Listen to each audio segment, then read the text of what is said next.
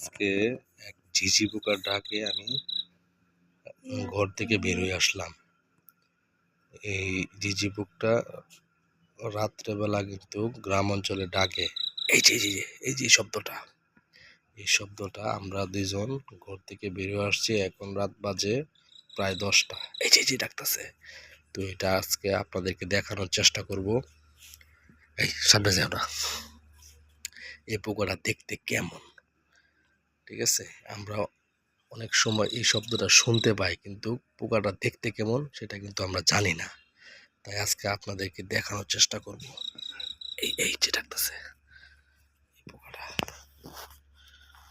চুপ চুপ আস্তে।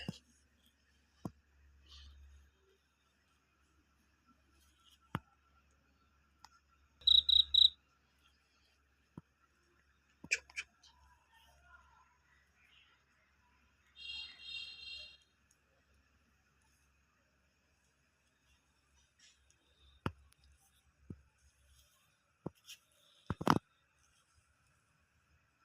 দর্শক, এই পোকাটা খুঁজে পাচ্ছি না।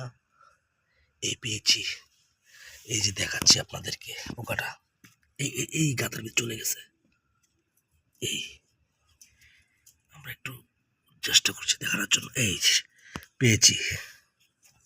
এই হলো সেই পোকাটা।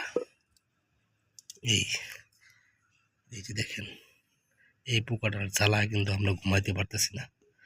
এখন রাত প্রায় 10টার কাছাকাছি। তাই আমরা দুজন ঘর থেকে বের হয়ে আসছি এই পোকাটা দেখার জন্য। তুমি কি পোকাটা দেখছো? হ্যাঁ, এই যে দেখো। একটা কোথা দাও, দেখাই দাও। ওরে বাবা রে, ওরে বাবা রে, একবারে গাছের ভিতরে চলে গেছে। একবার গর্তের ভিতরে চলে গেছে। অনেক নিচে চলে গেছে। এটা হয়তো বা পাওয়া যাবে না।